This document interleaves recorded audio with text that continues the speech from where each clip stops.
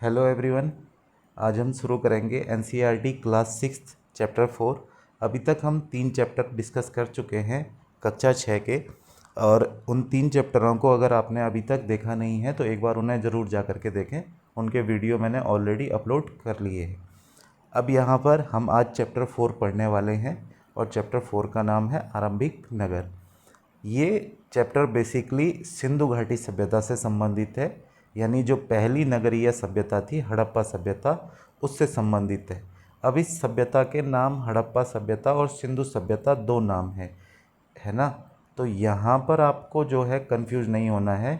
इस चैप्टर में आपके पास ज़्यादातर जगह जो लिखा हुआ मिलेगा वो हड़प्पा सभ्यता मिलेगा।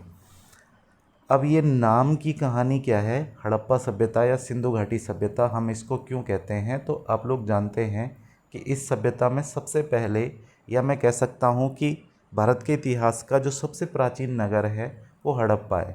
और हड़प्पा इस सभ्यता का सबसे पुराना नगर है जो सबसे पहले खोजा गया था। इसलिए जो बाकी नगर खोजे गए इस दौरान के, उनका नाम हड़प्पा के नाम पर ही हड़प्पा सभ्यता रखा गया। दूसरा ये कि इस सभ्यता के सभी नगर सिंधु नदी और उसकी सहायक नदियों के किनारे खोजे गए, इसलिए इन नगरों को सिंधु सभ्यता के नगर भी कहा जाता है। तो इस चैप्टर में हम देखना शुरू करते हैं क्या क्या चीज़ें हमारे पास इम्पोर्टेंट है। बेसिकली ये चैप्टर हमारे पास दो चीज़ों के लिए इम्पोर्टेंट होता है। एक तो हमारे पास एग्ज़ाम में पूछता है कि किस नगर से कौन सी वस्तु प्राप्त हुई है। दूसरा ये कि उन नगरों की क्या क्या विशेषताएं थी।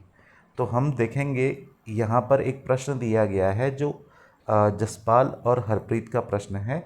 वो ये कि लोगों को पुराने खंडरों में इतना लगाव क्यों है।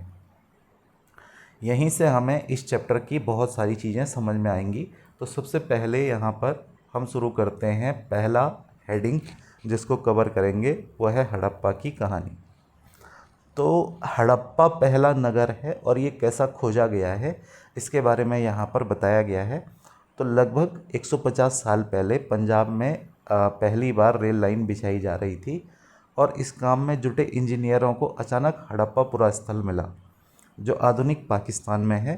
तो उन्होंने सोचा कि ये एक ऐसा खंडर है जहाँ से अच्छी ईंटें मिल सकती हैं, और ये सोचकर वे हड़प्पा से हज़ारों ईंटें उखाड़ करके ले गए। उन्होंने रेलवे लाइन इन ईंटों से बिछाई। इससे कई इमारतें पूरी तरीके से नष्ट हो गई हड़प्पा की। उसके 80 साल बाद पहले पुरातत्वविदों ने इस स्थल को ढूंढा, और तब पता चला कि ये खंडर उपमहाद्वीप के सबसे पुराने शहरों में से एक है।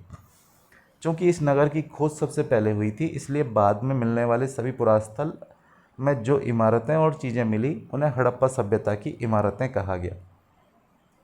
और इन शहरों का निर्माण लगभग 4700 साल पहले हुआ था। तो देखते हैं कि आगे आगे क्या क्या चीज़ें हमारे पास इन शहरों के बारे में दी गई हैं। सबसे पहले हमारे पास यहाँ पर दिया गया है कि ये नगर हमारे पास कहाँ कहाँ से प्राप्त हुए हैं। तो यहाँ पे आप इसके बारे में देख सकते हैं। ये नगर पाकिस्तान के पंजाब सिंध प्रांतों में, भारत के गुजरात राजस्थान हरियाणा पंजाब प्रांतों में मिले हैं। इन सभी स्थलों से पुरातत्वविदों को अनोखी वस्तुएं मिली हैं। हड़प्पा सभ्यता के नगरों से क्या क्या मिला है, जैसे मिट्टी के लाल बर्तन जिन पर काले रंग के चित्र बने थे, पत्थर के बाट, मोहरें, मनके, तांबे के उपकरण, तांबे के लंबे ब्लेड आदि, ये सभी चीज़ें हमको हड़प्पा सभ्यता से प्राप्त होती है। इन नगरों की क्या विशेषता थी, तो नगरों की विशेषता मैं आपको यहाँ पर अलग तरीके से समझाता हूँ। नगर आप इस प्रकार से समझेंगे कि हड़प्पा के नगरों की विशेषताओं को हम दो आधार पर देख सकते हैं। एक था आपके पास पूर्वी हिस्सा और एक था आपके पास पश्चिमी भाग। तो एक पूर्वी भाग था और एक पश्चिमी भाग था। जो पश्चिमी भाग था ये एक ऊंचाई वाले स्थान पर बना था और अपेक्षाकृत छोटा था पूर्वी भाग से। जो पश्चिमी भाग था वो एक ऊंचाई वाले स्थान पर बना था और पूर्वी भाग निचले स्थान पर बना था। ऊंचाई वाले भाग को पुरातत्वविदों ने नगर दुर्ग कहा है, यानी पश्चिमी भाग को नगर दुर्ग कहा है, और पूर्वी भाग जो छोटा भाग था निचले हिस्से को निचला नगर कहा है। दोनों की चार दीवारियों में पक्की ईंटें से बनाई गई थी, और इसकी ईंटें इतनी अच्छी थी कि हज़ारों साल बाद आज तक उनकी दीवारें खड़ी रही। यानी पक्की ईंटों का प्रयोग इनकी दीवारों को बनाने के लिए किया गया था। दीवारें बनाने के लिए ईंटों की चिनाई इस तरह करते थे जिससे कि दीवारें खूब मजबूत रहें। यानी हड़प्पा सभ्यता में हमें मजबूत ईंटों की दीवारें मिली जो आज तक मौजूद हैं। कुछ नगरों के नगर दुर्ग में कुछ खास इमारतें बनाई गई थी। जैसे मोहनजोदड़ो में एक खास तालाब बनाया गया था जिसे महान स्नानागार कहा जाता है। हड़प्पा सभ्यता का ही एक स्थल है मोहनजोदड़ो, जो वर्तमान पाकिस्तान में है। वहाँ से हमें एक महान स्नानागार मिला है। अब ये जो महान स्नानागार है, इस महान स्नानागार को ईंट और प्लास्टर से बनाया गया था और पानी के रिसाव को रोकने के लिए चारकोल की परत को चढ़ाया गया था। इस सरोवर में उतरने के लिए दोनों तरफ से सीढ़ियाँ बनाई गई थी और चारों ओर कमरे बनाए गए थे। पानी भरने के लिए कुएं का इस्तेमाल किया जाता था और उपयोग के बाद इसे खाली किया जाता था। माना गया है इस स्नानागार के बारे में, मोहनजोदड़ो से जो स्नानागार मिला है उस स्नानागार के बारे में ऐसी मान्यता है कि विशेष अवसरों पर यहाँ स्नान किया जाता था। कालीबंगा और लोथल से अग्निकुंड मिले हैं जहाँ संभवतः यज्ञ किए गए हैं। कालीबंगा आपका राजस्थान में है, लोथल आपका गुजरात में है। यहाँ यज्ञ के साक्ष्य मिलते हैं। हड़प्पा, मोहनजोदड़ो, लोथल जैसे कुछ नगरों में बड़े बड़े भंडार गृह भी मिले हैं, यानी कुछ स्टोरेज भी हमको यहाँ पर देखने को मिलता है। अब सबसे पहले यहाँ मोहनजोदड़ो का महान स्नानागार दिखाया गया है। महान स्नानागार आप जानते हैं ईंट और प्लास्टर से बनाया गया था। इसको चारकोल से कवर किया गया था और दोनों तरफ से इसमें उतरने के लिए सीढ़ियाँ बनाई गई थी। इसके चारों ओर कमरे बनाए गए थे। ये आपको ध्यान रखना है मोहनजोदड़ो के महान स्नानागार में। और इसमें किसी विशेष उत्सव या विशिष्ट पर्व पर ही स्नान किया जाता था। पानी भरने के लिए कुएं का इस्तेमाल किया जाता था और बाद में इसे खाली कर दिया जाता था। दूसरी विशेषता हड़प्पा सभ्यता की यहाँ दी गई है, भवन, नाले और सड़कें। देखिए, हड़प्पा एक नगरीय सभ्यता थी और नगरीय सभ्यता इसलिए हम उसको कहते हैं क्योंकि यहाँ नगरीय प्रबंधन बहुत अच्छे तरीके से किया गया था। यहाँ सड़कों को एक मजबूत तौर पर बनाया गया था, नाले बनाए गए थे और नाले ढके हुए थे। तो इस प्रकार से इस नगर की कुछ विशेष महत्व हमको देखने को मिलते हैं। इन नगरों में आमतौर पर एक या दो मंजिले जो घर हैं वो दिखाई पड़ते हैं। घर के आंगन के चारों ओर कमरे बनाए जाते थे। अधिकांश घरों में अलग अलग स्नानागार होता था। कुछ घरों में कुएं भी होते थे। कई नगरों में ढके हुए नाले थे। इन्हें सावधानी से सीधी लाइन में बनाया गया था। यानी जैसे आज नहरों का विकास किया जाता है, और यहाँ नाले जो थे उनकी एक विशेषता ये थी कि उन्हें ढका गया था। हर नाली में हल्की ढलान होती थी ताकि पानी आसानी से बह सके। अक्सर घरों की नालियों को सड़कों की नालियों से जोड़ दिया जाता था, जो बाद में बड़े नालों में मिल जाती थी। नालों के ढके होने के कारण जगह जगह पर मैन होल बनाए गए थे जिसके जरिए इनकी देखभाल और सफाई की जा सके। यानी इसमें जगह जगह पर ऐसे स्थान बनाए गए थे जिनसे इन नालों की साफ सफाई की जा सके। घर, नाले और सड़कों का निर्माण योजनाबद्ध तरीके से एक साथ ही किया जाता था। इसके अलावा अगर आप नगरीय जीवन के बारे में देखेंगे, इस सभ्यता की विशेषता मैंने आपको बताई कि ये एक नगरीय सभ्यता थी। तो हड़प्पा के नगरों में बड़ी हलचल रहा करती थी। यहाँ ऐसे लोग रहते थे जो नगर की खास इमारत बनाने की योजना में जुटे रहते थे। यानी कुछ लोग जो है वो नगर की खास इमारतों की योजना जो है वो बनाया करते थे। ये लोग जो योजना बनाते थे खास इमारतों की, ये संभवतः शासक हो सकते थे, यानी राजा हो सकते थे। यह भी संभव है कि शासक लोगों को भेजकर दूर दूर से धातु, बहुमूल्य पत्थर और अन्य उपयोगी चीज़ें मंगवाते थे। यानी अलग अलग स्थानों से उपयोगी चीज़ों को मंगवाया जाता था। शायद शासक लोग खूबसूरत मनकों, सोने चांदी से बने आभूषण जैसी कीमती चीज़ों को अपने पास रखते थे। इन नगरों में लिपिक भी होते थे जो मोहरों पर तो लिखते ही थे, शायद अन्य चीज़ों पर भी लिखते होंगे जो बच नहीं पाई। यानी हड़प्पा सभ्यता की और चीज़ें जो हैं वो समय के साथ साथ समाप्त हो गई हैं, लेकिन मोहरें हमको मिली हैं जिन पर लिपिक लोग लिखा करते थे। इसके अलावा नगरों में शिल्पकार, स्त्री पुरुष भी रहते थे जो अपने घरों या किसी उद्योग स्थल पर तरह तरह की चीज़ें बनाते होंगे। शिल्पकार भी इन नगरों में मौजूद थे जो अलग अलग प्रकार की चीज़ें बनाते थे और वहाँ से उपयोगी वस्तुएं, लंबी यात्राएं ये लोग करते थे और वहाँ से उपयोगी वस्तुएं लाते थे। साथ ही सुदूर देशों की किस्से कहानियाँ, मिट्टी से बने खिलौने भी मिले हैं जिनसे बच्चे खेलते होंगे। तो इस प्रकार से शिल्पकार वर्ग का कार्य होता था कि ये लंबी यात्राएं करते थे, उपयोगी वस्तुएं लाते थे और उनसे तरह तरह की चीज़ें बनाते थे। मिट्टी के खिलौने वगैरह भी इसमें हमें देखने को मिलते हैं। सबसे पहले यहाँ पर एक दीवार दिखाई गई है जो आपको इस साइड में दिखाई दे रही है। ये हड़प्पा के नगरों में ईंटों की चिनाई है और इस प्रकार की दीवार वहाँ पर बनाई जाती थी।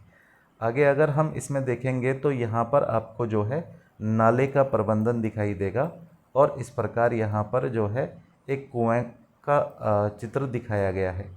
यहाँ आपको हड़प्पा सभ्यता की मोहर दिखाई गई है। इस प्रकार से मोहर का प्रयोग हड़प्पावासी करते थे और इधर कुछ मिट्टी के खिलौने दिखाए गए हैं। इसके अलावा अगर हम आगे चलेंगे तो नगर और नए शिल्प। अब अगर हम इसके अंतर्गत देखेंगे तो पुरातत्वविदों को जो चीज़ें मिली हैं उनमें अधिकतर पत्थर, शंख, तांबे, कांसे, सोने और चांदी जैसी धातुओं से बनाई गई थी। यानी हड़प्पा से जो ज़्यादातर चीज़ें मिली हैं वो इन सभी धातुओं से बनाई गई थी। तांबे और कांसे के औजार, हथियार, गहने और बर्तन बनाए जाते थे। सोने और चांदी से गहने और बर्तन बनाए जाते थे। यहाँ मिली सबसे आकर्षित वस्तुओं में से मन के बाट और फलक हैं। अब आप यहाँ देखोगे तो ये बाट दिखाए गए हैं। ये जो बाट हैं आपको ध्यान रखने हैं कि हड़प्पा सभ्यता के जो बाट हैं वो चर्ट पत्थर से बनाए जाते थे।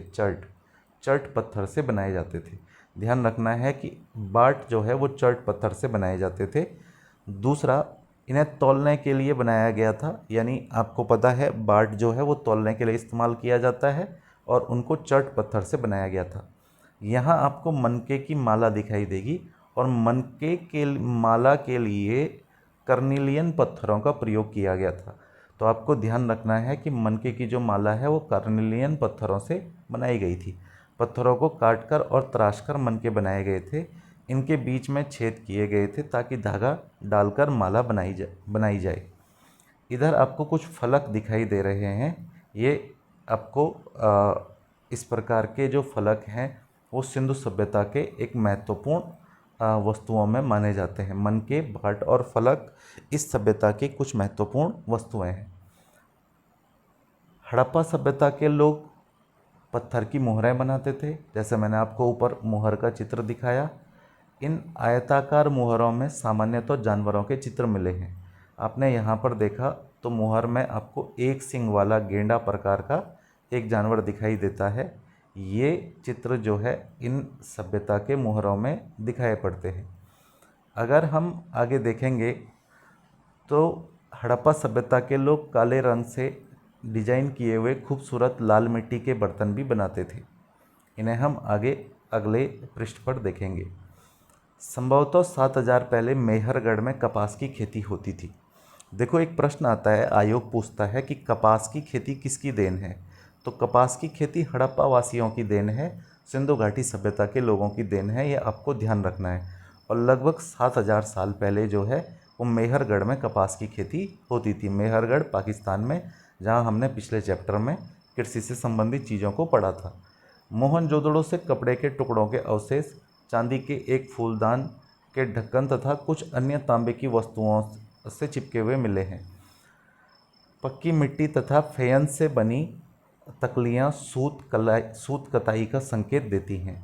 तो यहाँ पर आपको ध्यान रखना है कि कपास के कपड़े वगैरह, चांदी के अवशेष, तांबे की वस्तुएं, ये सभी चीज़ें हमको यहाँ पर दिखाई गई हैं। ये मोहनजोदड़ो से मिली एक मूर्ति है जिसमें एक व्यक्ति को कढ़ाईदार वस्त्र पहने हुए दिखाया गया है। इनमें से अधिकांश वस्तुओं का निर्माण विशेषज्ञों ने किया है। अब विशेषज्ञ किसे कहते हैं? जो किसी खास तरीके का प्रशिक्षण लेता है उसे विशेषज्ञ कहा जाता है। पत्थर तराशना, मन के चमकाना या फिर मोहरों पर पच्चीकारी करना आदि इनको कितने आकर्षक ढंग से यहाँ पर आपने देखा कि मूर्ति को बनाया गया है। जो ये मूर्ति है तो ये कहना चाह रहा है यहाँ पर कि पृष्ठ 36 पर देखो कि मूर्ति का चेहरा कितने आकर्षक ढंग से बनाया गया है, उसकी दाढ़ी कितनी अच्छी तरीके से दर्शाई गई है। यह किसी विशेषज्ञ मूर्तिकार का ही काम हो सकता है। हर व्यक्ति विशेषज्ञ नहीं हो सकता। हमें यह पता नहीं कि क्या सिर्फ पुरुष ही ऐसे कामों में प्रशिक्षण हासिल करते थे या फिर केवल महिलाएं ही। शायद कुछ महिलाएं और कुछ पुरुष दोनों ही इस काम में दक्ष थे, यानी महिलाएं और पुरुष दोनों ही इस कार्य को करते थे। अब फेयंस क्या होता है ये आपको यहाँ पर समझने को मिलेगा। देखिए, पत्थर और शंख जो हैं वो प्राकृतिक तौर पर पाए जाते हैं, लेकिन फेयंस जो होता है वो कृत्रिम रूप से तैयार किया जाता है। बालू और स्फटिक पत्थरों के चूर्ण में गोंद को मिला करके उनसे कुछ वस्तुएं बनाई जाती थी और उसके बाद उन वस्तुओं पर एक चिकनी मिट्टी की परत चढ़ाई जाती थी। इस चिकनी परत के रंग से प्रायः नीले या हल्के समुद्री हरे होते थे। फेयंस से मन के चूड़ियाँ, बाले और छोटे बर्तन बनाए जाते थे। तो फेयंस जो है वो स्फटिक पत्थर और बालू में गोंद मिला करके तैयार किया जाता था और इस पर एक चिकनी परत चढ़ाई जाती थी। ये नीले या हल्के समुद्री हरे रंग के होते थे। इसके अलावा कच्चे माल की खोज में, ये पॉइंट काफ़ी इम्पोर्टेंट है, ध्यान रखना है। कच्चे माल उन पदार्थों को कहते हैं जो प्राकृतिक रूप से मिलते हैं या फिर किसान या पशुपालक उत्पादन करते हैं। लकड़ी, धातु के अयस्क प्राकृतिक रूप से उपलब्ध कच्चे माल हैं। इनमें फिर कई तरह की चीज़ें बनाई जाती हैं। मिसाल के तौर पर किसानों द्वारा पैदा किए गए कपास को कच्चा माल कहते हैं। इसके बाद कताई बुनाई करके कपड़ा तैयार किया जाता है। तो किसान जो कपास तैयार करते थे वो कपास कच्चा माल था और उस कच्चे माल से कपड़ा बनाया जाता था। हड़प्पा के लोगों को कई चीज़ें वहीं मिलती थी, लेकिन तांबा, लोहा, सोना, चांदी, बहुमूल्य पत्थरों जैसे पदार्थों का वे दूर दूर से आयात करते थे। यानी सिंधु सभ्यता में धातुओं का आयात जो है वो दूर दूर के प्रदेशों से किया जाता था। ये आपको पूछा भी जाता है कि कौन सी धातु कहाँ से लाई जाती थी, उसके बारे में यहाँ पर वर्गीकरण दिया गया है। हड़प्पा के लोग तांबे का आयात राजस्थान से करते थे। राजस्थान में आपको पता है खिदड़ी खान है जो तांबे के लिए बहुत प्रसिद्ध है। पश्चिमी एशियाई देश ओमान से भी तांबे का आयात किया जाता था। तो आपको ध्यान रखना है कि ओमान से और राजस्थान से, यहाँ से आपके पास तांबा आता था। कांसा बनाने के लिए तांबे के साथ टिन मिलाया जाता है। तो आपको ध्यान रखना है कि कांसा बनाने के लिए तांबे के साथ टिन मिलाया जाता है और टिन का आयात जो है वो ईरान से और अफ़गानिस्तान से किया जाता था। टिन जो है वो आपका ईरान और अफ़गानिस्तान से आता था, ये भी आपको ध्यान रखना है। इसके अलावा सोने का आयात जो है वो कर्नाटक से किया जाता था और बहुमूल्य पत्थरों का आयात गुजरात, ईरान और अफ़गानिस्तान से किया जाता था। तो ये आपको नोट कर लेना है, जो एक इम्पोर्टेंट पॉइंट है। इसके बाद अगर हम आगे चलेंगे तो यहाँ जो है कुछ चित्र दिखाए गए हैं। यहाँ एक रथ प्रकार का चित्र दिखाया गया है और इसके अलावा यहाँ पर एक मोहर दिखाई गई है। तो इस प्रकार की चीज़ों का प्रयोग हड़प्पा सभ्यता में होता था। नगरों में रहने वालों के लिए भोजन। लोग नगरों के अलावा गांवों में भी रहते थे। वे अनाज उगाते थे, जानवर पालते थे। किसान और चरवाहे ही शहरों में रहने वाले शासकों, लेखकों और दस्तकारों को खाने के सामान देते थे। पौधों के अवशेष से पता चलता है कि हड़प्पा के लोग गेहूँ, जौ, अब ये भी फसलें भी आपके पास इम्पोर्टेंट होती है। फसलों से किस प्रकार से प्रश्न आता है कि इनमें से कौन सी सिंधु सभ्यता की फसल नहीं है। तो ध्यान रखना है आपको, गेहूँ, जौ, दालें, मटर, धान, तिल, सरसों, ये सभी चीज़ें हड़प्पावासी उगाते थे। ज़मीन की जुताई के लिए हल का प्रयोग नई बात थी। हल का प्रयोग हड़प्पावासी करते थे और यहाँ आपको एक खिलौने वाला हल जो है वो दिखाया गया है। हड़प्पा काल का हल तो नहीं बच पाए क्योंकि वे प्रायः लकड़ी के बनाए जाते थे, लेकिन हल के आकार के खिलौने मिले हैं। इस प्रकार के खिलौने जो हैं वो मिले हैं। इस क्षेत्र में बारिश कम होती थी, इसलिए सिंचाई के लिए लोगों ने कुछ दूसरे तरीके अपनाए होंगे। संभवतः पानी का संचय किया जाता होगा, यानी ये लोग पानी बचाते होंगे और ज़रूरत पड़ने पर उससे फसलों की सिंचाई करते होंगे। हड़प्पा के लोग गाय, भैंस, भेड़, बकरियां पालते थे। बस्तियों के आसपास तालाब, चारागाह होते थे, लेकिन सूखे महीनों में मवेशियों के झुंड को चारा पानी की तलाश में दूर दूर तक ले जाया जाता था। वे बेर जैसे फलों को इकट्ठा करते थे, मछलियाँ पकड़ते थे, हिरण जैसे जानवरों का शिकार भी करते थे। अब यहाँ पर गुजरात में हड़प्पाकालीन नगर का सूक्ष्म निरीक्षण, ये एक पॉइंट दिया गया है। तो आपको ध्यान रखना है कि कच्छ के इलाके में खादिर बेत के किनारे धौलावीरा नगर बसा है। वहाँ साफ पानी मिलता था। धौलावीरा नगर की क्या विशेषता है, ये एग्जाम में आता है क्वेश्चन। जहाँ हड़प्पा सभ्यता के कई नगर 2 भागों में विभक्त थे, वहीं धौलावीरा नगर 3 भागों में बांटा गया था। ज़्यादातर नगर सिंधु सभ्यता के 2 भागों में बांटे गए थे, लेकिन धौलावीरा को 3 भागों में बांटा गया था। ये आपको ध्यान रखना है। इसके अलावा इसके हर हिस्से के चारों ओर पत्थर की ऊंची ऊंची दीवारें बनाई गई थी। इसके अंदर जाने के लिए बड़े बड़े प्रवेश द्वार थे। इस नगर में एक खुला मैदान भी था जहां सार्वजनिक कार्यक्रम आयोजित किए जाते थे। तो ध्यान रखना है कि धौलावीरा नगर में साफ पानी मिलता था, ज़मीन उपजाऊ थी। इसके अलावा धौलावीरा नगर को 3 भागों में बांटा गया था और इस नगर के चारों ओर पत्थर की ऊंची ऊंची दीवार बनाई गई थी, बड़े बड़े प्रवेश द्वार बनाए गए थे। नगर में एक खुला मैदान भी था, यहाँ सार्वजनिक कार्यक्रम आयोजित किए जाते थे। यहाँ मिले कुछ अवशेषों में हड़प्पा लिपि के बड़े बड़े अक्षरों में पत्थर खुदा पाया गया है। तो यहाँ जो है हड़प्पा लिपि के बड़े बड़े अक्षरों में पत्थरों में खुदाई की गई है। इन अभिलेखों को संभवतः लकड़ी में जड़ा गया था। यह एक अनोखा अवशेष है क्योंकि आमतौर पर हड़प्पा के लेख मोहर जैसी छोटी वस्तुओं पर पाए जाते थे।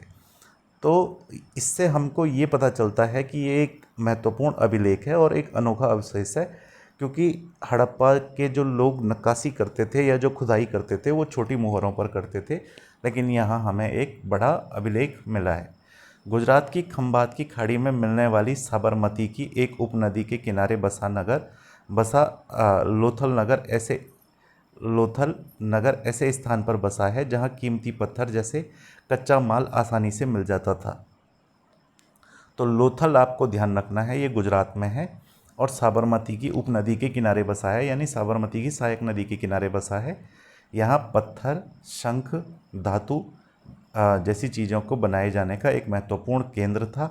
इस नगर में एक भंडार गृह भी था। इस भंडार गृह से कई मुहरें, मुद्रांकन, मोहरबंदी यानी गीली मिट्टी पर दबाने से बनी उनकी छाप जो है ये मिले हैं।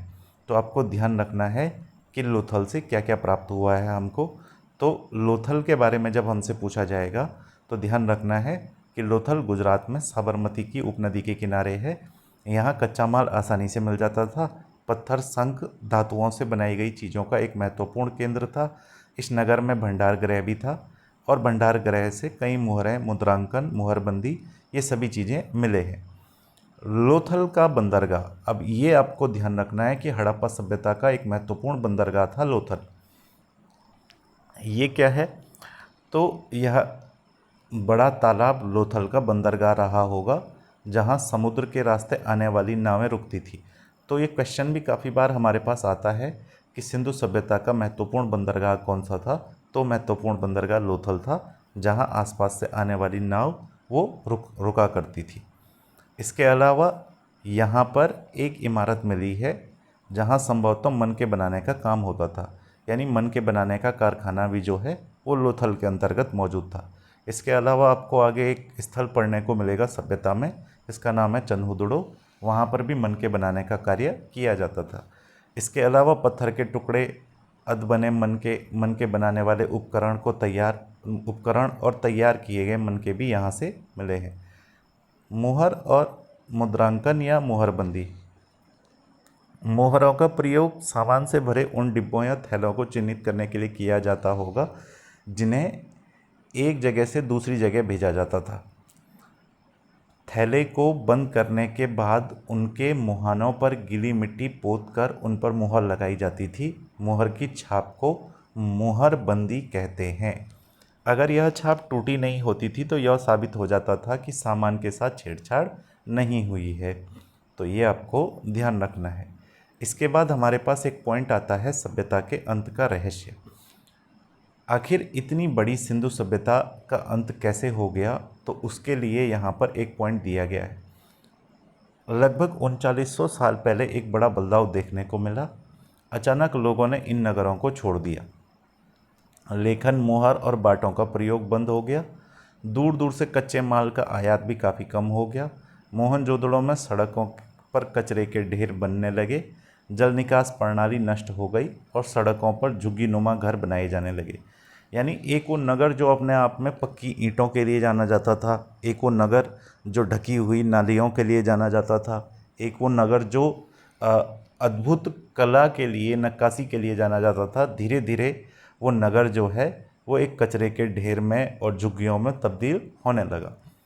ये सब कैसे हुआ कुछ पता नहीं है। कुछ विद्वान का कहना है कि नदियाँ सूख गई थी, अन्य का कहना है कि जंगल विनाश हो गए थे, ईंटें पकाने के लिए ईंधन की ज़रूरत पड़ती थी। इसके अलावा मवेशियों के बड़े बड़े झुंडों से चारागाह, घास वाले मैदान समाप्त हो गए थे। कुछ इलाकों में बाढ़ आ गई थी, लेकिन इन कारणों से यह स्पष्ट नहीं हो पाता सभी नगरों का अंत कैसे हो गया, क्योंकि बाढ़ और नदियों के सूखने का असर सिर्फ कुछ इलाकों में ही हुआ होगा। अक्सर लोग कहते हैं कि सिंधु सभ्यता का अंत बाढ़ से हुआ था। एग्ज़ाम में भी जब ये क्वेश्चन आता है तो इसका सही उत्तर होता है बाढ़ से इस सभ्यता का अंत हुआ था। लेकिन बाढ़ जो है वो कुछ इलाकों को प्रभावित कर सकती है, सभी इलाकों को एक साथ प्रभावित नहीं कर सकती है। तो कुछ और बिंदु जो है इसके समापन में जरूर रहे होंगे। केवल बाढ़ ही एक कारण नहीं हो सकता है। ऐसा लगता है कि शासकों का नियंत्रण समाप्त हो गया था। जो भी हुआ हो, परिवर्तन का असर बिल्कुल साफ दिखाई देता है। आधुनिक पाकिस्तान के सिंध और पंजाब की बस्तियां उजड़ गई थी। कई लोग पूर्व और दक्षिण के इलाकों में नई और छोटी बस्तियों में जाकर बसे। इससे लगभग 1400 साल बाद नए नगरों का विकास हुआ और इसके बारे में हम आगे अगले चैप्टर में पढ़ेंगे। यहाँ अन्यंत्र एक बिंदु दिया गया है, एटलस में मिस्र को ढूंढो। नील नदी के किनारे जो है मिस्र का अधिकांश भाग रेगिस्तान है।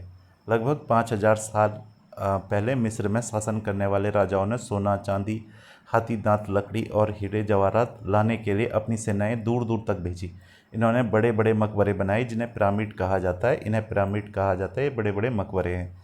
राजाओं के मरने के बाद उनके शवों को इन्हीं पिरामिडों में दफनाकर सुरक्षित रखा जाता था और इन शवों को मम्मी कहा जाता था। आपने देखा होगा जो गीगा का पिरामिड है मिस्र में, वहाँ पर मम्मी रखे जाते थे। जो शव होते थे उनको मम्मी कहा जाता था।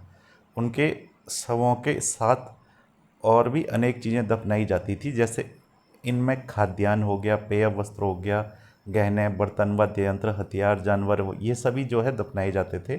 कभी कभी शव के साथ उनके सेवक और सेविकाओं को भी दफना दिया जाता था। दुनिया के इतिहास में शवों को दफनाने की परंपरा को देखते हुए मिस्र में सबसे ज़्यादा धन दौलत खर्च किया जाता था। ये चैप्टर यहाँ पर समाप्त होता है। ये आपके पास सुमेलित करने के लिए दिया गया है कहाँ कहाँ से कौन कौन सी चीज़ें मंगाई जाती थी। जैसे आपको बताया मैंने, तांबा राजस्थान से, सोना कर्नाटक से, टिन जो है वो अफ़गानिस्तान वगैरह से मंगाया जाता था और बहुमूल्य पत्थर गुजरात से मंगाए जाते थे। कुछ महत्वपूर्ण तिथियाँ दी गई हैं। मेहरगढ़ में कपास की खेती लगभग 7000 साल पहले। नगरों का आरंभ 4700 साल पहले। हड़प्पा के नगरों का अंत की परंपरा 3900 साल पहले और अन्य नगरों का विकास 2500 साल पहले। ये सभी चीज़ें इसमें दी गई हैं। अब देखते हैं अगला चैप्टर क्या बताती हमें किताबें और खबरें। देखेंगे, जैसे ही घंटी बजी शिक्षक ने छात्रों को अपने साथ आने को कहा। आज वे पहली बार पुस्तकालय जा रहे थे। मैरी ने देखा कि पुस्तकालय उसकी कक्षा से काफ़ी बड़ा था और वहाँ किताबों से भरे कई रैक थे। कोने में एक अलमारी थी जो मोटी मोटी किताबों से भरी थी। मैरी को एक अलमारी खोलने की कोशिश करते हुए शिक्षक ने कहा, उस अलमारी में अलग अलग धर्मों से जुड़ी हुई महत्वपूर्ण किताबें हैं।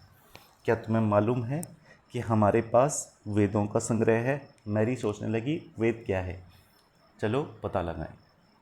तो यहाँ से हमारे पास ऋग्वैदिक काल के बारे में वो वर्णन दिया गया है। देखते हैं, सबसे पहला यहाँ पर जो पॉइंट दिया गया है वो है दुनिया के प्राचीनतम ग्रंथ। तो आप लोगों ने सुना होगा कि वेद 4 प्रकार के हैं, ऋग्वेद, सामवेद, यजुर्वेद और अथर्ववेद। तो ये 4 हमारे पास वेद हैं और इनमें सबसे पुराना वेद ऋग्वेद है, जिसकी रचना लगभग 3500 साल पहले हुई थी। और ऋग्वेद में 1000 से अधिक प्रार्थनाएं हैं। इन प्रार्थनाओं को सूक्त कहा जाता है। सूक्त का मतलब है अच्छी तरह से बोला गया। ये ध्यान रखना है कि सूक्त का मतलब होता है अच्छी तरह से बोला गया। ये विभिन्न देवी देवताओं की स्तुति में रचे गए हैं। इनमें 3 देवता बहुत महत्वपूर्ण हैं। ऋग्वैदिक काल में अग्नि, इंद्र और सोम, इन 3 देवताओं का महत्व बहुत ज़्यादा है। अग्नि आग के देवता हैं, इंद्र युद्ध के देवता हैं और सोम एक पौधा है जिससे एक खास पेय बनाया जाता है, जिसको हम सोम रस भी कहते हैं। तो सोम एक वनस्पति होती है, तो वनस्पति के देवता हैं सोम। वैदिक प्रार्थनाओं की रचना ऋषियों ने की, यानी ऋग्वेद जो है इसकी रचना ऋषियों के द्वारा की गई और आचार्य विद्यार्थियों को इन्हें अक्षरों, शब्दों और वाक्यों में बांटकर सस्वर पाठ द्वारा कंठस्थ करवाते थे। यानी वेदों को जो है आचार्य शिष्यों को याद करवाते थे। अधिकांश सूक्तों के रचयिता सीखने और सिखाने वाले पुरुष थे। कुछ प्रार्थनाओं की रचना महिलाओं ने भी की थी। ऋग्वेद की भाषा प्राक संस्कृत या वैदिक संस्कृत कहलाती है। जो तुम स्कूल में संस्कृत पढ़ती हो ये थोड़ा सा भिन्न है। देखो, वेद जिस संस्कृत में लिखे गए उसको हम लोग कहते हैं वैदिक संस्कृत या प्राक संस्कृत। दूसरा आपके पास है जो सामान्य संस्कृत है, उसको कहा जाता है लौकिक संस्कृत। तो संस्कृत 2 प्रकार की है, एक लौकिक है और एक वैदिक संस्कृत है। लौकिक का मतलब हुआ आम बोलचाल में जो संस्कृत प्रयोग होती थी पहले, और वैदिक का मतलब है जिसमें वेद लिखे गए। आगे आ जाते हैं संस्कृत और अन्य भाषाएं। ये पॉइंट जो है थोड़ा सा आपको समझते हुए चलना है। तो क्या यहाँ पर दिया गया है संस्कृत और अन्य भाषाओं में? सबसे पहले तो आपको ये ध्यान रखना है कि जब हम संस्कृत और अन्य भाषाओं की बात करते हैं तो संस्कृत भाषा भारतीय यानी भारत यूरोपीय परिवार की भाषा है। भारत की कई भाषाएं असमिया, गुजराती, हिंदी, कश्मीरी, सिंधी, एशियाई भाषाएं जैसे फ़ारसी तथा यूरोप की बहुत सी भाषाएं जैसे अंग्रेजी, फ़ारसी, जर्मन, यूनानी, इतालवी, स्पेनिश आदि इसी परिवार से जुड़ी हैं। ये सभी भारतीय परिवार की भाषाएं हैं, भारत यूरोपीय परिवार की। उन्हें एक भाषा परिवार इसलिए कहा जाता है क्योंकि आरंभ में उनमें कई शब्द एक जैसे थे। उदाहरण के लिए मातृ संस्कृत का शब्द है, माँ हिंदी का रूप हो गया और मदर अंग्रेजी शब्द को देखा जा सकता है। उपमहाद्वीप में दूसरे भाषा परिवार की भी भाषाएं बोली जाती हैं। जैसे उदाहरण के लिए नॉर्थ ईस्ट का जो क्षेत्र है वहाँ पर तिब्बत बर्मा परिवार की भाषा बोली जाती है। तमिल, तेलुगु, कन्नड़, मलयालम द्रविड़ भाषा परिवार की भाषाएं हैं, जबकि झारखंड और मध्य प्रदेश के कई हिस्सों में बोली जाने वाली भाषा ऑस्ट्रो एशियाटिक परिवार से जुड़ी हैं। तो ये आपको नोट ज़रूर कर लेना है, एक इम्पोर्टेंट पॉइंट आपके पास यहाँ पर होगा। इसके अलावा हम जिन किताबों को पढ़ते हैं वे लिखी और छापी गई हैं। ऋग्वेद का उच्चारण किया जाता था और श्रवण किया जाता था, न कि पढ़ा जाता था। तो ऋग्वेद जो था इसका उच्चारण किया जाता था और श्रवण किया जाता था, इसे पढ़ा नहीं जाता था। रचना कई सदियों बाद इससे पहली बार लिखा गया। मतलब अगर आप ऋग्वेद की बात करें तो इसे लिखा बहुत बाद में गया, लेकिन इसकी रचना बहुत पहले हो चुकी थी। तब इसे उच्चारण और श्रवण के माध्यम से संचारित किया जाता था। इसे छापने का काम तो मुश्किल से 200 साल पहले हुआ था। तो आपको इसके बारे में ध्यान रखना है। इसके अलावा इतिहासकार ऋग्वेद का अध्ययन कैसे करते हैं? देखो, 2 शब्द हैं, एक शब्द है इतिहासकार और एक शब्द है पुरातत्वविद या पुरातत्ववेदा। तो इतिहासकार और पुरातत्वविद में क्या अंतर होता है, पहले तो ये समझना ज़रूरी है। देखो, इतिहासकार हम उसे कहते हैं जो वस्तुओं के साथ साथ पुस्तकों का भी अध्ययन करे, यानी लिखित स्रोतों के आधार पर भी इतिहास को समझने का प्रयास करे, उसको कहते हैं हम लोग इतिहासकार। और जो केवल और केवल पुरानी वस्तुओं के आधार पर इतिहास को समझने का प्रयास करे, पुरानी वस्तुओं के आधार पर, प्राचीन अवशेषों के आधार पर इतिहास को समझने का प्रयास करे, उसे पुरातत्ववेदा कहते हैं। इसके अलावा ऋग्वेद के कुछ सूक्त वार्तालाप के रूप में हैं। विश्वामित्र नामक ऋषि देवियों के रूप में पूजित 2 नदियों व्यास और सतलुज के बीच यह संवाद ऐसे ही सूक्त का अंश है। ऋग्वेद में कुछ वार्तालाप भी हैं, है ना।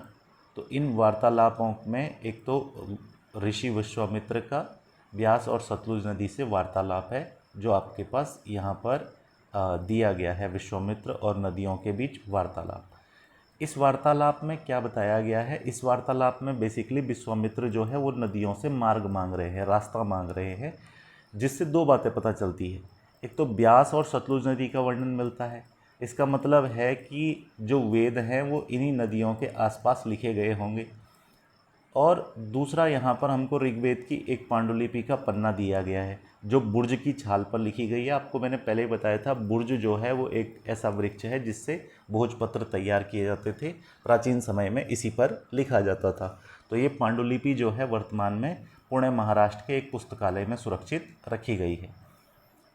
मवेशी, घोड़े और रथ, तो आपको एक बात ध्यान देनी है यहाँ पर इस पॉइंट से कि ऋग्वेद में मवेशी, बच्चों और घोड़ों के प्राप्ति के लिए अनेक प्रार्थनाएं हैं। घोड़ों को लड़ाई में रथ खींचने के काम में लाया जाता था, लड़ाइयों में मवेशी जीत कर लाए जाते थे, यानी पशुओं को जीत कर के लाया जाता था लड़ाइयों में। लड़ाइयाँ ज़मीन के लिए भी लड़ी जाती थी, अच्छे चारागाह हों जहाँ पर जौ जैसी जल्दी तैयार हो जाने वाली फसलों को उपजाया जा सकता हो। कुछ लड़ाइयाँ पानी के स्रोतों के लिए भी होती थी, कुछ लोगों को बंदी बनाने के लिए भी लड़ी जाती थी। तो इस प्रकार से ऋग्वैदिक काल में लड़ाइयों का वर्णन मिलता है। युद्ध में जो जीता गया धन होता था उसका कुछ भाग सरदार रख लेते थे, कुछ हिस्सा पुरोहित को दिया जाता था और शेष धन आम लोगों में बांट दिया जाता था। कुछ धन यज्ञ करने के लिए प्रयुक्त होता था, यज्ञ की आग में आहुति दे दी जाती थी, आहुति देवी देवताओं को दी जाती थी। घी, अनाज, कभी कभी जानवरों की आहुति भी यज्ञ कुंड में दी जाती थी। अधिकांश पुरुष इन युद्धों में भाग लेते थे। कोई स्थायी सेना नहीं होती थी, ऋग्वैदिक काल में कोई स्थायी सेना नहीं होती थी, लेकिन लोग सभाओं में मिलते जुलते थे, युद्ध शांति के विषय में सलाह मशवरा करते थे। वहाँ ये ऐसे लोगों को अपना सरदार चुनते थे जो बहादुर और कुशल योद्धा हों। लोगों की विशेषता बताने वाले शब्द, तो लोगों का वर्गीकरण काम, भाषा, परिवार, समुदाय, निवास स्थान या संस्कृति परंपरा के आधार पर किया जाता था। लोगों में ऋग्वेद में लोगों की विशेषता बताने वाले कुछ शब्दों को देखो।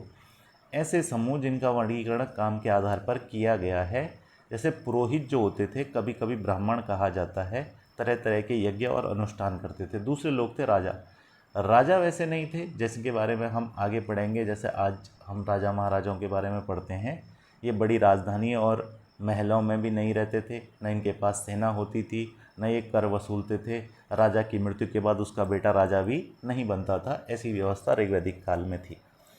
अगर हम थोड़ा सा यहाँ पर देखेंगे तो यहाँ दिया गया है कि जनता या पूरे समुदाय के लिए दो शब्दों का इस्तेमाल होता था। एक था जन, जनता के लिए दो शब्दों का इस्तेमाल होता था। एक था जन, जो आज भी हिंदी भाषाओं में प्रयोग होता है। दूसरा था विष। विष वैश्य शब्द से निकला है, जिससे वैश्य शब्द निकला है, और इसके बारे में हम आगे विस्तार में पढ़ेंगे। वैश्य का मतलब होता है व्यापारी। तो ऋग्वैदिक काल में 4 प्रकार के वर्ण थे: ब्राह्मण, क्षत्रिय, वैश्य और शूद्र। ब्राह्मण का कार्य होता था यज्ञ वगैरह करना, क्षत्रिय का कार्य होता था राजा का, वैश्य का कार्य होता था व्यापार का, और शूद्र का कार्य होता था कि वो अन्य 3 वर्गों के निचले कार्यों को करेगा। इसके अलावा ऋग्वेद में विष और जनों के नाम मिलते हैं, इसलिए हमें पुरुजन या विष, भरतजन या विष, यदुजन या विष जैसे कई उल्लेखों के नाम मिलते हैं। इस प्रकार के कुछ विष के नाम जो हैं वो ऋग्वेद के अंतर्गत मिलते हैं, जो लोगों के लिए शब्द प्रयोग होता था। जिन लोगों ने इन प्रार्थनाओं की रचना की वे कभी कभी खुद को आर्य कहते थे। हाँ, ऋग्वैदिक लोग स्वयं को आर्य कहते थे। जिन्होंने वेदों की रचना की वे क्या कहलाते हैं, तो वे आर्य कहलाते हैं। ठीक है। अपने विरोधियों को दास या दस्यु कहते थे। दस्यु वे लोग थे जो यज्ञ नहीं करते थे और शायद दूसरी भाषाएं बोलते थे। बाद के समय में दास स्त्रीलिंग दासी शब्द का मतलब गुलाम हो गया। दास वे स्त्री और पुरुष होते थे जिन्हें युद्ध में बंदी बनाया जाता था। उन्हें मालिक की जायदाद माना जाता था। जो भी काम मालिक चाहते थे उन्हें वह सब करना पड़ता था। जिस युग में उपमहाद्वीप के उत्तर पश्चिम में ऋग्वेद की रचना हो रही है उसी समय दूसरी जगहों पर अलग अलग तरह का विकास हो रहा है। देखो वहाँ क्या हो रहा था। अब जब ऋग्वेद की रचना चल रही है तो उसी दौरान हमारे पास एक कालखंड आता है जिसको कहते हैं महापाषाण काल। अब महा का मतलब होता है बड़ा, पाषाण का मतलब होता है पत्थर। तो ये पत्थर दफन करने की जगह पर लोगों द्वारा बड़े करीने से लगाए गए थे। महापाषाण कब्रें बनाने की प्रथा 3000 साल पहले शुरू हुई थी। यह प्रथा दक्कन, दक्षिण भारत, उत्तरी पूर्वी कश्मीर में प्रचलित थी। कुछ महत्वपूर्ण महापाषाण पुरास्थल मानचित्र 2 में दिखाए गए हैं। कुछ महापाषाण जमीन के ऊपर ही दिख जाते हैं, कुछ महापाषाण जमीन के भीतर होते हैं। तो इस प्रकार की जो कब्रें बनाई गई थी वो कुछ ज़मीन के ऊपर कुछ ज़मीन के भीतर जो है दिखाई देते हैं। यहाँ पर हमारे पास एक चित्र भी दिखाया गया है इस प्रकार की कब्र का। तो जो ये हमको शिष्ट दिखाया गया है, समाधान या शिष्ट हम कहते हैं, यहाँ दिखाए गए शिष्ट में एक पोर्ट होल है, यानी एक बड़ा सुराख है, ठीक है, जो शायद पत्थरों से बने हुए कमरों में जाने का रास्ता था। तो एक बड़ा सा सुराख इसके अंतर्गत दिखाया गया है जो रास्ता था पत्थरों से बने हुए कमरों में जाने का। कई बार पुरातत्वविदों को गोलाकार सजाए हुए पत्थर मिलते हैं, कई बार अकेला खड़ा हुआ पत्थर मिलता है। ये एकमात्र प्रमाण है जो ज़मीन के नीचे कब्रों को दर्शाते हैं। तो महापाषाण काल में ज़मीन के नीचे कब्रों को दर्शाते हैं। महापाषाण के निर्माण के लिए लोगों को कई तरह के काम करने पड़ते थे। हमने जो कार्यों की सूची बनाई है उन्हें क्रमबद्ध करो, गड्ढे खोदना, शिलाखंड करना, ये सब जो है महापाषाण काल के कार्य थे। इन सब कब्रों में कुछ समानताएं हैं। सामान्यतः मृतकों को खास किस्म के मिट्टी के बर्तनों के साथ दफनाया जाता था। उन्हें काले लाल मिट्टी के बर्तनों, जिन्हें ब्लैक एंड रेड वेयर के नाम से जाना जाता था, इनके साथ ही मिले हैं। लोहे के औजार, हथियार, घोड़े के कंकाल और सामान तथा पत्थर, सोने के गहने, ये सभी इन कब्रों के साथ दफनाए जाते थे। तो आपको ध्यान रखना है महापाषाण काल में कब्रों में क्या क्या चीज़ें दफनाई जाती थी। महापाषाण काल से कब्रों से मिले हुए सामान, तो यहाँ घोड़े के लिए कुछ सामान दिखाए गए हैं, यहाँ कुछ कुल्हाड़ियाँ दिखाई गई है और यहाँ एक कटार दिखाई गई है जो महापाषाण काल की कब्रों से मिली है। लोगों की सामाजिक असमानताओं के बारे में पता करना। पुरातत्वविद मानते हैं कि कंकाल के साथ पाई गई चीज़ें मरे हुए व्यक्ति की ही रही होंगी। अब असमानता कैसे? तो कुछ जगह जो कंकाल मिले हैं वहाँ व्यक्ति के साथ सोने, चांदी, आभूषण वगैरह प्राप्त हुए हैं और कुछ जगह के कंकालों में केवल मिट्टी के बर्तन वगैरह प्राप्त हुए हैं। तो इससे पता चलता है कि समाज में अमीर और गरीब दोनों प्रकार के लोग थे। कुछ सरदार थे तो कुछ अनुयायी थे। जैसे यहाँ दिया गया है कि कभी कभी एक कब्र की तुलना दूसरी कब्र में ज़्यादा चीज़ें मिलती हैं।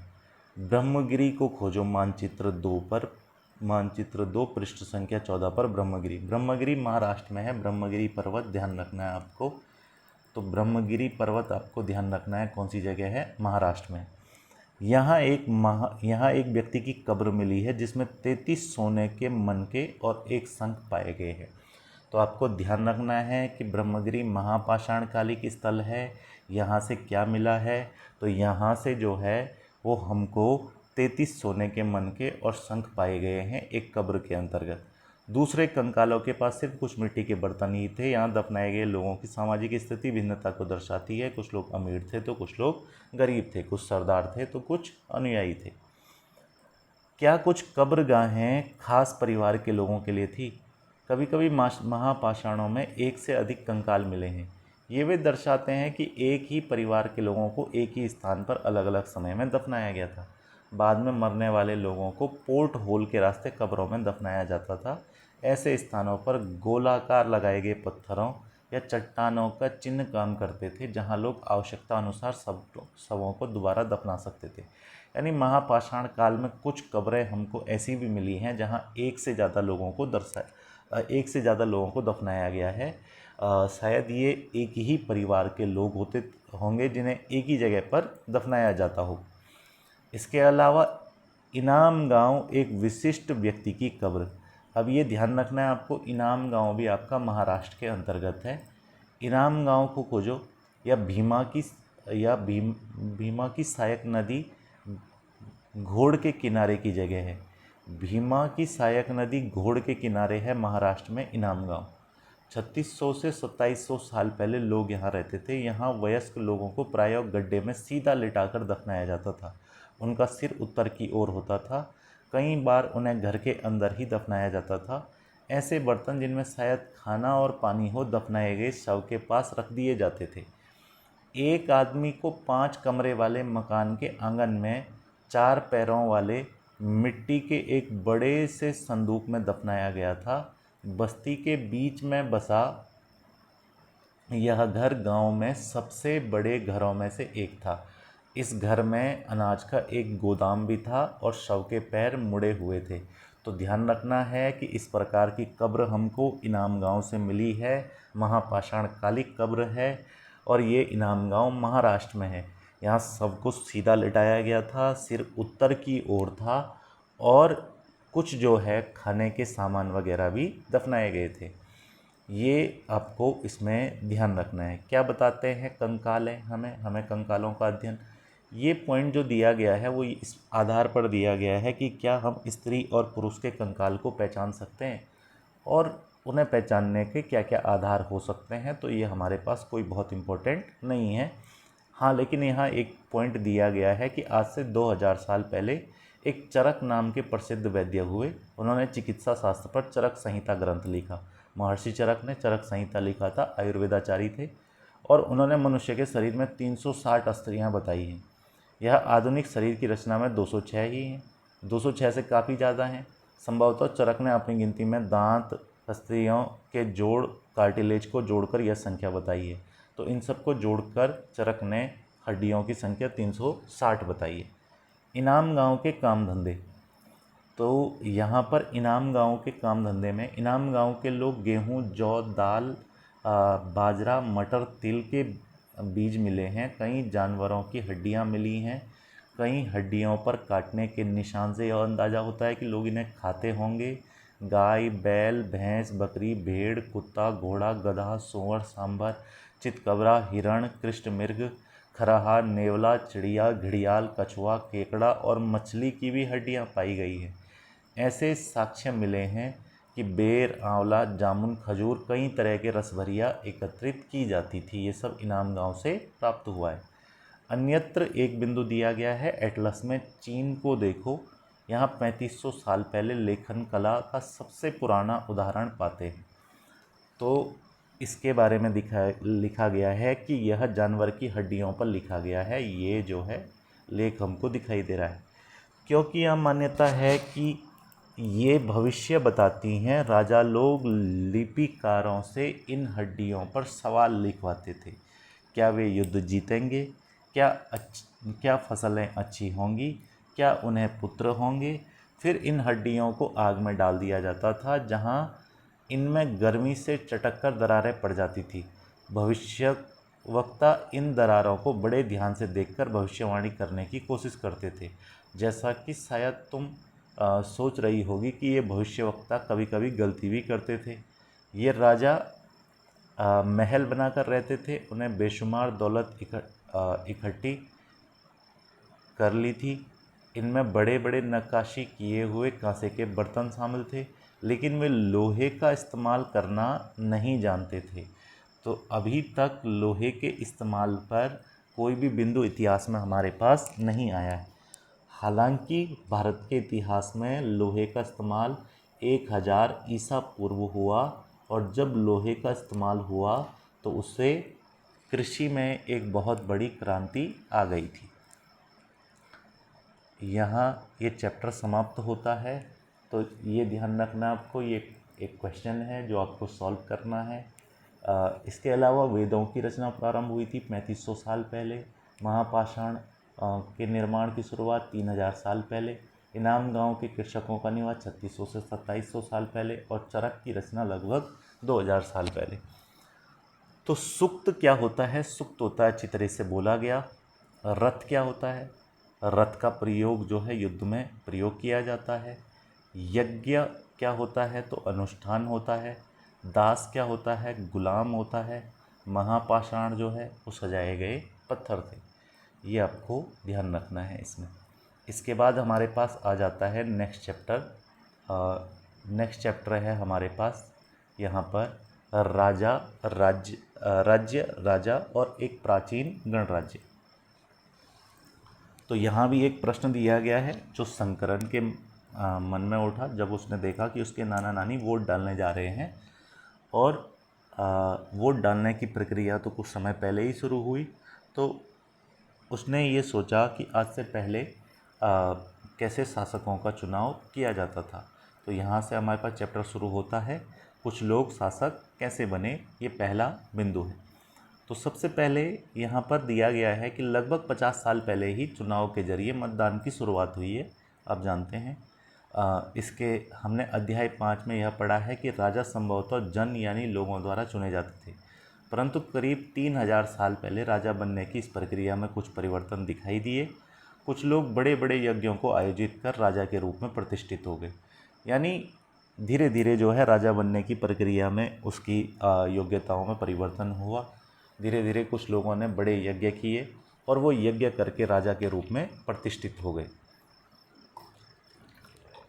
अश्वमेध यज्ञ एक ऐसा ही आयोजन था, एक प्रकार का यज्ञ होता था अश्वमेध यज्ञ, जिसमें घोड़े को राजा के द्वारा छोड़ दिया जाता था और जो व्यक्ति इस घोड़े को रोकता था उसे राजा से युद्ध करना पड़ता था। तो अश्वमेध यज्ञ करने वाला राजा जो होता था वो अपने आप में एक शक्तिशाली राजा माना जाता था। और बाद में जब राजा अश्वमेध यज्ञ कर लेता था तो वो अन्य सभी राजाओं को बुलाता था और एक अनुष्ठान करवाता था या एक प्रकार का आयोजन करवाता था। और ऐसा राजा जो अश्वमेध यज्ञ करवाता था उसके विजयों का गुणगान जो है वो अन्य राजा किया करते थे। इस प्रकार से जो है हमें अश्वमेध यज्ञ के बारे में जानकारी मिलती है। राजा जो अश्वमेध यज्ञ करवाता था और उसमें सफल रहता था, जिसे राजा बनाया जाता था, तो पुरोहित पवित्र जल का छिड़काव के साथ कई अनुष्ठान उसे राजा बनाने के लिए करता था। विष अथवा वैश्य जैसे सामान्य लोग उपहार लाते थे। पुरोहित शूद्र मानते थे, जिन्हें पुरोहित शूद्र मानते थे उन्हें कोई अनुष्ठान में शामिल नहीं किया जाता था। यानी शूद्रों को ऐसे किसी अनुष्ठान में शामिल नहीं किया जाता था।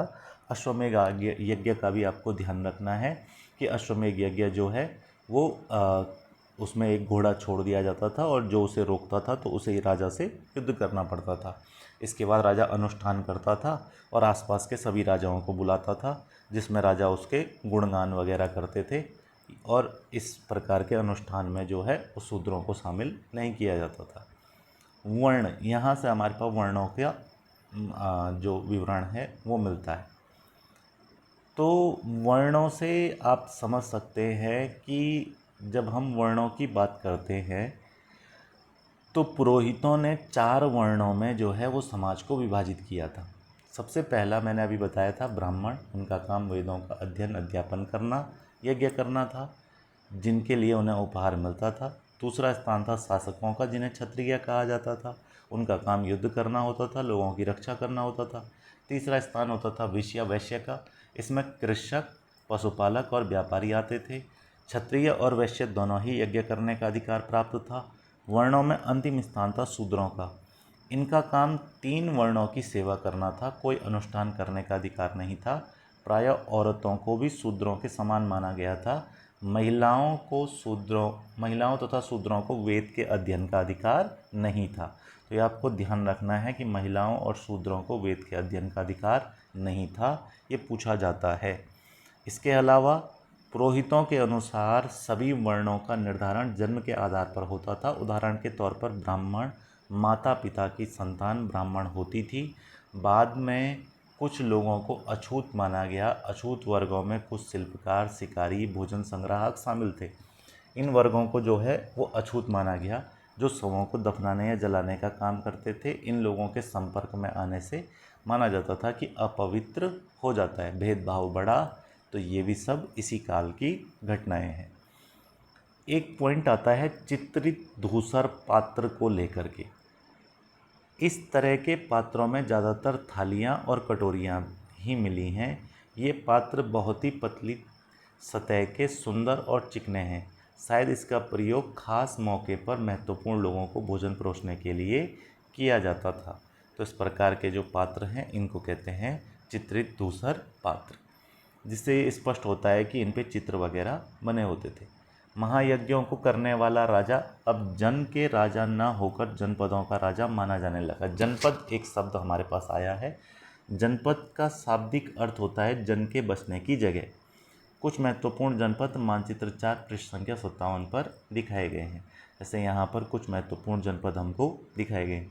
यहाँ हस्तिनापुर दिखाया गया है, पांचाल दिखाया गया है, यहाँ पर गांधार दिखाया गया है, यहाँ पर कौशाम्बी दिखाया गया है, मगध दिखाया गया है, वैशाली दिखाया गया है, वज्जी, अंग दिखाया गया है, अवंती दिखाया गया है। ये भारत के महाजनपद हैं। कोसल महाजनपद, कुरु दिखाया गया है। तो भारत में 16 महाजनपद थे। इनके बारे में हम आगे आगे पढ़ते रहेंगे। तो सबसे पहले यहाँ पर जो है पुरातत्वविदों ने कई जनपदों की, कई बस्तियों की खुदाई की। दिल्ली में पुराना किला, उत्तर प्रदेश के मेरठ के पास हस्तिनापुर और एटा के पास ये स्थान हमारे पास एग्ज़ाम में आया था। आपको ध्यान रखना है कि एटा के पास अतरंजी खेड़ा इनमें प्रमुख है। खुदाई से पता चला है कि लोग झोपड़ियों में रहते थे और मवेशियों तथा अन्य जानवरों को पालते थे। वे चावल, गेहूँ, धान, जौ, दालें, गन्ना, तिल, सरसों जैसी फसलें उगाते थे। इसके अलावा अगर हम आगे देखेंगे तो लोग मिट्टी के बर्तन भी बनाते थे। इनमें कुछ धूसर और कुछ लाल रंग के होते थे। इन पुरास्थलों से कुछ विशेष प्रकार के बर्तन मिले हैं जिन्हें चित्रित धूसर पात्र के रूप में जाना जाता था, जिनसे स्पष्ट होता है कि इन पर चित्रकारी की जाती थी और आमतौर पर ये चित्रकारी सरल रेखाओं में और ज्यामितीय आकृतियों में की जाती थी। इस प्रकार की चित्रकारी जो हमको यहाँ पर देखने को मिल रही। महाजनपद करीब 2500 साल पहले कुछ जनपद और अधिक महत्वपूर्ण हो गए और इनको महाजनपद कहा जाने लगा। तो ध्यान रखना, सबसे पहले सामान्य जनता को जन के बसने की जगह जनपद, और जनपद में भी कुछ जनपद बहुत महत्वपूर्ण हो गए तो वो हो गए हमारे पास महाजनपद, जो हमारे पास यहाँ दिए गए हैं। अधिकतर महाजनपदों की एक राजधानी होती थी। कई राजधानियों में किलेबंदी की गई थी, अर्थात इनके चारों ओर लकड़ी, ईंट या पत्थर की ऊंची दीवार बनाई जाती थी। ऐसा लगता है कि लोग अन्य राजाओं के आक्रमण से डरकर अपनी सुरक्षा के लिए किलों का निर्माण करते थे। कुछ राजा अपनी राजधानी के चारों ओर विशाल, ऊंची, प्रभावशाली दीवार खड़ी कर अपनी समृद्धि जो है और शक्ति का भी प्रदर्शन करते थे। इस तरह किले के अंदर रहने वाले लोगों का उस क्षेत्र पर नियंत्रण रखना भी सरल हो जाता था। इस तरह की विशाल दीवार बनाने के लिए व्यापक योजना की आवश्यकता होती थी और लाखों की संख्या में ईंटों, पत्थरों का इंतजाम करना पड़ता था। हजारों स्त्री, पुरुषों, बच्चों ने इसके लिए अथक परिश्रम किया होगा। इनके लिए संसाधनों की आवश्यकता पड़ती होगी। अब राजा सेना रखने लग गए थे, यानी महाजनपद काल में राजा सेना वगैरह रखने लग गए थे। सिपाहियों को वेतन वगैरह दिया जाता था, यानी नियमित सेना वगैरह रखने लग गए थे। कुछ भुगतान संभवतः आहत सिक्कों के रूप में होता था। अभी आहत सिक्के क्या होते हैं ये हम आगे पढ़ेंगे, अध्याय 9 के अंतर्गत इस सिक्कों के बारे में पढ़ेंगे हम। तो यहाँ एक दीवार दिखाई गई है जो कौशाम्बी के किले की दीवार है। आधुनिक उत्तर प्रदेश के इलाहाबाद के पास मिली ईंट की दीवार के अवशेष हैं। इसके एक भाग का निर्माण 2500 साल पहले हुआ था। तो इस प्रकार से दिखाया गया है। कर वगैरह की शुरुआत भी महाजनपद काल में ही हुई। महाजनपदों के राजा विशाल किले बनवाते थे, बड़ी सेना रखते थे, प्रचुर संसाधनों की आवश्यकता होती थी। इसलिए इसके लिए उन्हें कर्मचारियों की भी आवश्यकता होती थी। तो महाजनपद के राजा लोगों द्वारा समय समय पर लाए गए उपहारों पर निर्भर न रहकर अब नियमित रूप से कर वसूलने लगे। तो महाजनपद काल में कर वसूलने की परंपरा जो है वो शुरू हो गई थी। इसके अलावा आपको ध्यान रखना है कि फसलों पर लगाए गए कर महत्वपूर्ण थे, क्योंकि अधिकांश लोग कृषक ही थे। प्रायः उपज का 1/6वां हिस्सा कर के रूप में निर्धारित किया जाता था, जिसे भाग कहा जाता था। तो कर को भाग कहा जाता था और 1/6 लिया जाता था, भाग यानी कर। ठीक है। कारीगरों के ऊपर भी कर लगाए जाते थे जो श्रम में चुकाए जाते थे।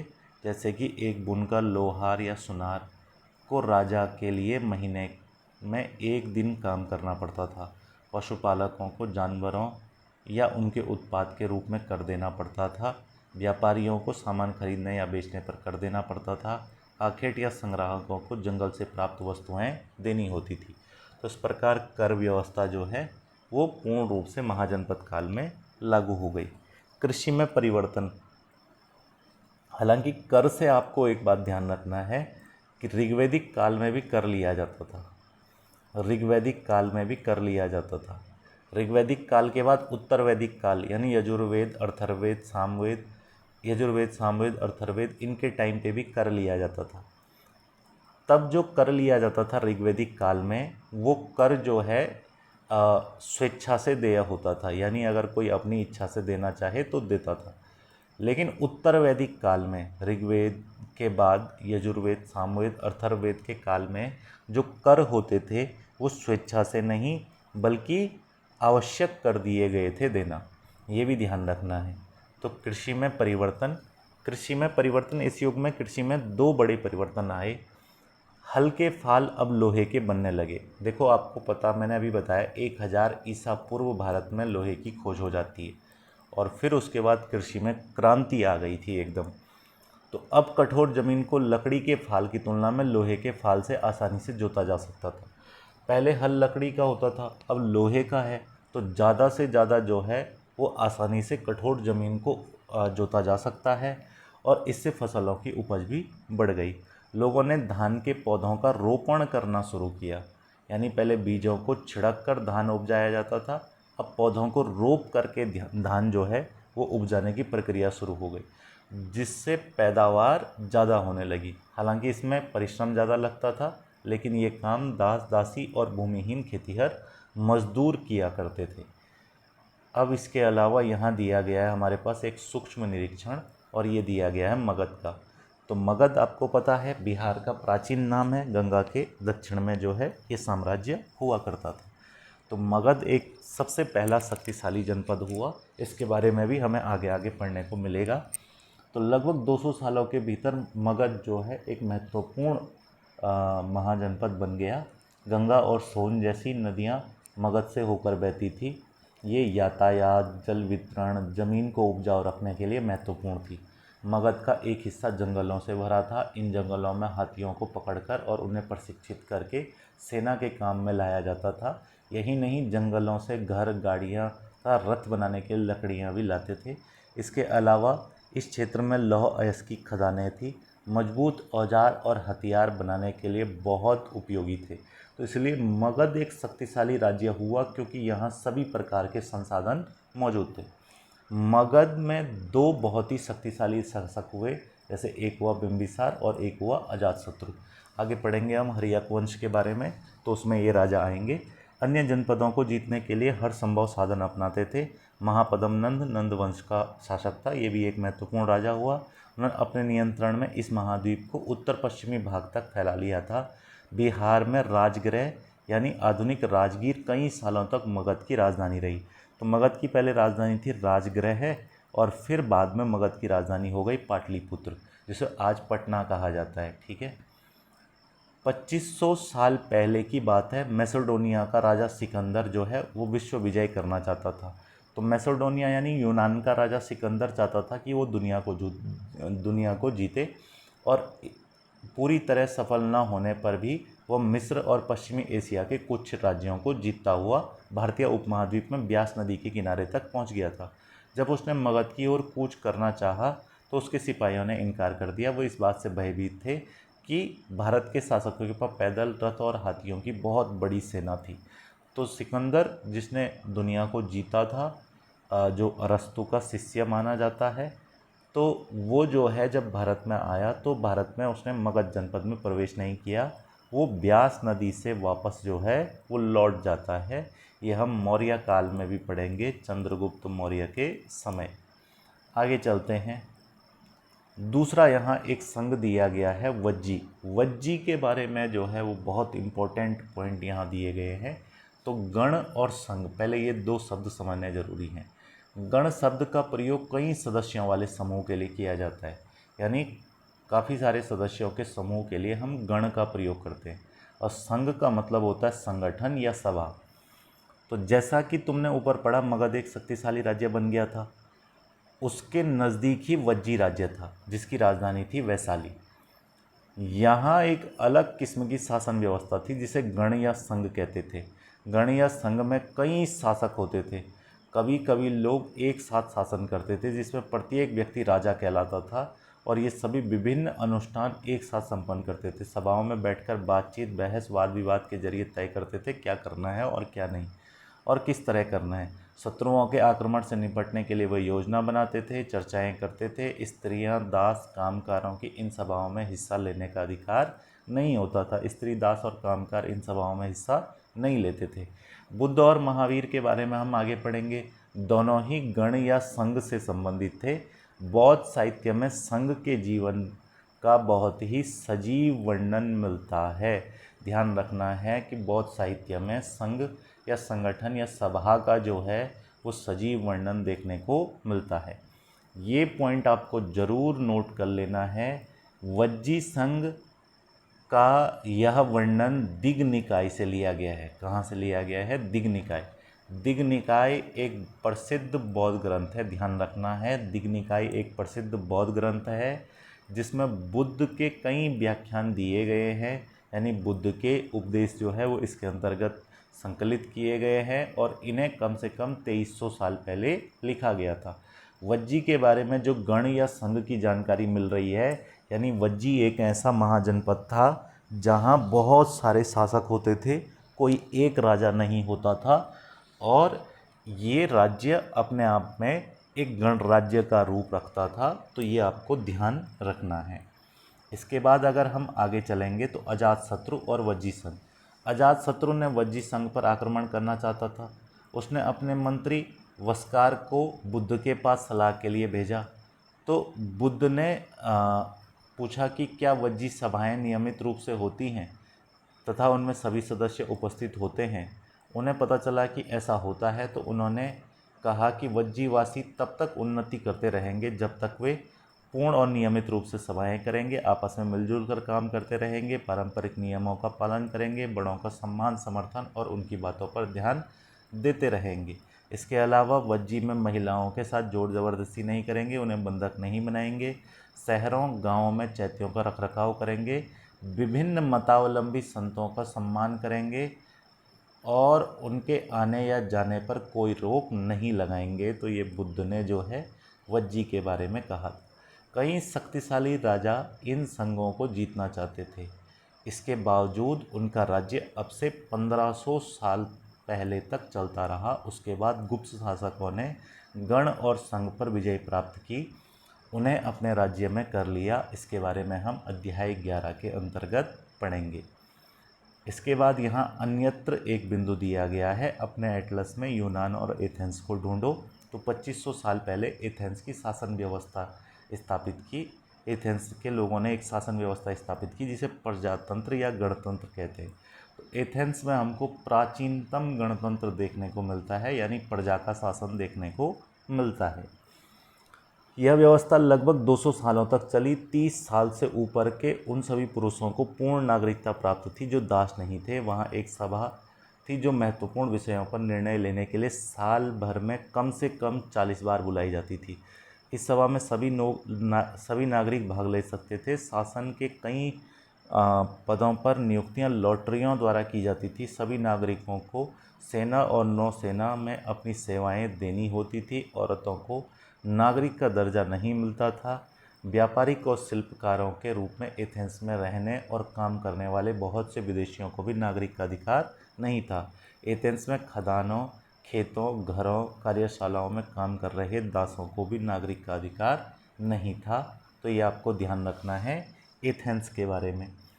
इसके अलावा मैंने एथेंस के अंतर्गत नागरिक का दर्जा ध्यान रखना है, उसको दिया जाता था जिसको 30 साल से ऊपर जो है जो पुरुष होता था उसको नागरिक कहा जाता था। कुछ उपयोगी शब्द हम पढ़ चुके हैं। ये हमारे पास चैप्टर कंप्लीट हुआ। कुछ महत्वपूर्ण तिथियाँ: नए शासक लगभग 3000 साल पहले, महाजनपद लगभग 3000 साल पहले, सिकंदर का आक्रमण, दिग् निकाय का लेखन लगभग 2300 साल पहले, गण या संघ राज्यों का अंत लगभग 1500 साल पहले। तो ये आपको ध्यान रखना है। इसके बाद नया चैप्टर आएगा हमारे पास, नए प्रश्न नए विचार। इसमें हम बुद्ध की कहानी जो है वो पढ़ेंगे। और आज अपना यहीं तक हम लोग रखते हैं।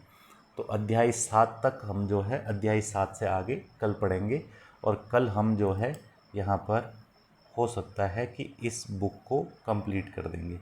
तो आज आपको जो है यहाँ तक इसके नोट्स प्रिपेयर कर लेने हैं। Thank you so much.